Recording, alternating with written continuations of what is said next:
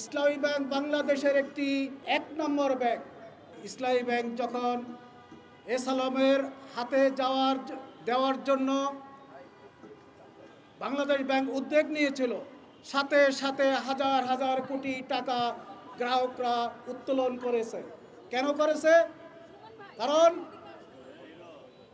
বাংলাদেশ ব্যাংকের চেপে দেওয়া সেই চেয়ারম্যানের উপর গ্রাহকদের কোনো আস্থা ছিল না বলেই গ্রাহকরা তাদের সঞ্চিত টাকা, সঞ্চিত আমানত, সঞ্চিত এফডিআর তারা উত্তোলন করে ফেলেছে এবং বাংলাদেশ ব্যাংক সাথে সাথে ইসলামী ব্যাংকে টাকা ধার দিতে বাধ্য হয়েছে ইসলামী ব্যাংকে চালু রাখার জন্য।